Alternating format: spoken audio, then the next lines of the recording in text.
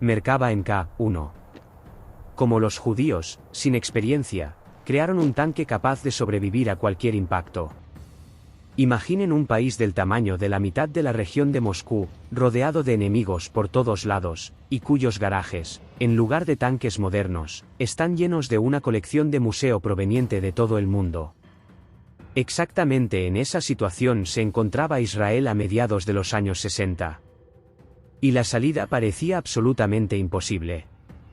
Pero los judíos hicieron algo que ni siquiera las grandes potencias habían logrado. Sin un solo día de experiencia en la construcción de tanques, crearon una máquina que cambió por completo la concepción de la protección de la tripulación. Esta es la historia de cómo la desesperación dio origen a uno de los vehículos de combate más inusuales del siglo XX. Cuando en 1948 nació el Estado de Israel, sus fuerzas blindadas eran un espectáculo lamentable. Los primeros vehículos de combate del joven ejército fueron los franceses Renault R-35 y Hotchkiss H-39, tanques ligeros que ya estaban obsoletos antes incluso del inicio de la Segunda Guerra Mundial. Más tarde, a este chatarreo se sumaron los británicos Cranwell y los estadounidenses Sherman, obtenidos literalmente de cualquier lugar posible, comprados a traficantes de armas, intercambiados o incluso robados de depósitos europeos.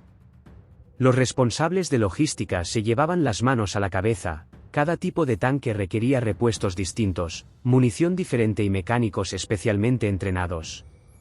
No era un ejército, sino un museo blindado sobre orugas. A mediados de los años 50, Israel recibió tanques franceses AMX-13 más modernos, y para los años 60 el Ejército de Defensa de Israel ya contaba con unos 400 M48 estadounidenses y aproximadamente la misma cantidad de Centurión británicos.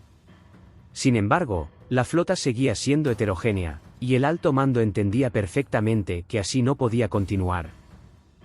Israel necesitaba un solo tanque principal, bien armado, excelentemente protegido y capaz de cubrir todas las necesidades del ejército.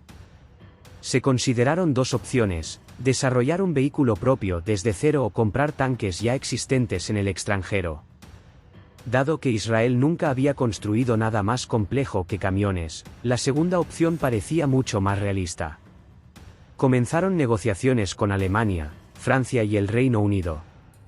El Leopard alemán resultó ser móvil, pero su nivel de protección era insuficiente para un país en guerra constante. El Chieftain británico, en cambio, despertó un interés genuino. En 1967, dos Chieftain llegaron a Israel para pruebas exhaustivas.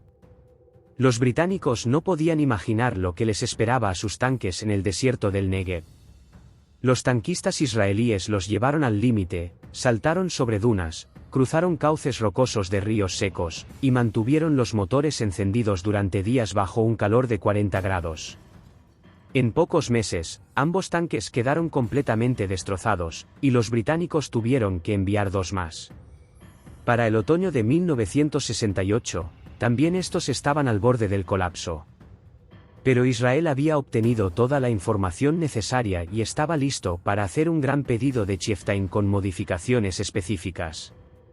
La industria británica ya contaba las ganancias cuando el Ministerio de Asuntos Exteriores vetó el acuerdo, declarando que Israel no era lo suficientemente pacífico para recibir armas ofensivas.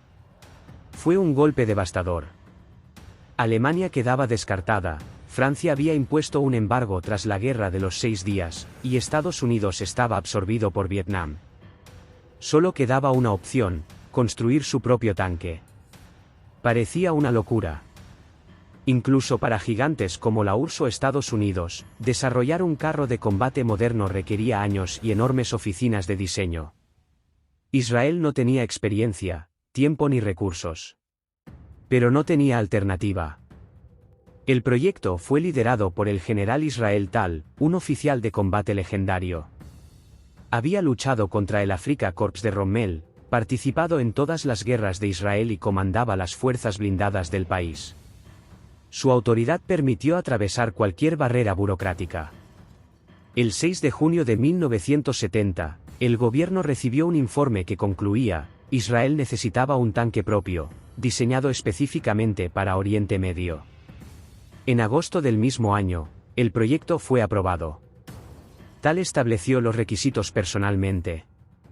El primero y principal, la máxima protección de la tripulación, incluso tras la penetración del blindaje. Para Israel, perder una tripulación entrenada era una catástrofe. El segundo, armamento capaz de destruir cualquier tanque enemigo. El tercero, adaptación total al terreno desértico y montañoso. El cuarto, capacidad para transportar infantería o heridos. Y el quinto, no sacrificar la movilidad. El desarrollo fue asignado a Israel Military Industries. En abril de 1971 ya existía un modelo de madera a escala real. Luego se construyó un prototipo metálico usando partes de un Centurión británico. Era extraño, pero funcional.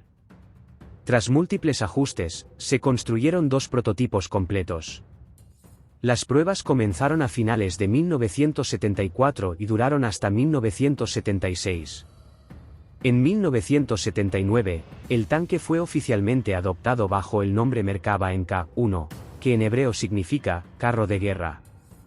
Entre 230 y 300 unidades fueron producidas. El tanque destacaba por su diseño único, motor delantero para proteger a la tripulación, compartimentos blindados internos y una filosofía centrada en salvar vidas humanas. Por encima de todo, la experiencia de combate demostraba que el porcentaje de impactos en la torre era muy alto, cuanto menor fuera el blanco, mejor. Por ello, la torre fue diseñada de tamaño reducido. Era una torre fundida, con un espesor de blindaje de apenas 65 milímetros, lo que se compensaba con su forma compleja y sus pequeñas dimensiones, que favorecían el rebote de los proyectiles. Sin embargo, esa compacidad tenía un precio, el espacio interior era muy reducido y las condiciones de trabajo de la tripulación distaban mucho de ser cómodas. En la torre se alojaban 3 tripulantes.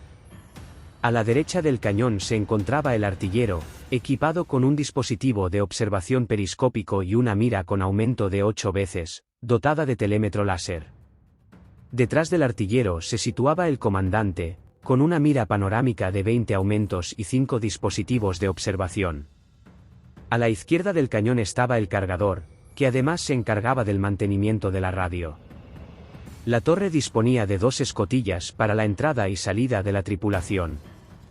Un elemento muy poco habitual para un tanque era el mortero de 60 milímetros, instalado en el lado derecho de la torre. Para muchos ejércitos del mundo parecía un exceso extraño, pero los israelíes comprendían perfectamente las particularidades de su teatro de operaciones. El mortero permitía lanzar minas detrás de dunas o crestas rocosas, alcanzando al enemigo oculto del fuego directo del cañón principal. Además, la torre estaba equipada con ametralladoras para combatir a la infantería y objetivos aéreos. Especial atención merece la parte trasera del casco. Recordemos el requisito formulado por Tal sobre la posibilidad de transportar infantería dentro del tanque. Los diseñadores lo cumplieron. En la popa había una escotilla que conducía a un compartimento especial donde podían acomodarse varios soldados de infantería, camillas con heridos o diversas cargas y municiones. No se trataba de un compartimento de transporte completo como el de un vehículo de combate de infantería, pero la posibilidad de evacuar heridos bajo blindaje resultaba invaluable. El armamento principal del Merkava era el conocido cañón británico de 105 milímetros, más concretamente su versión estadounidense M68, producida en Israel bajo licencia. Era un arma probada y fiable, utilizada también en los Leopard alemanes de las primeras series y en muchos otros tanques occidentales. La dotación de munición era de 62 proyectiles, cuya disposición fue cuidadosamente estudiada. En la torre solo había 6 proyectiles listos para uso inmediato, el resto se almacenaba en el casco, en contenedores especiales, lo que reducía considerablemente el riesgo de detonación en caso de impacto.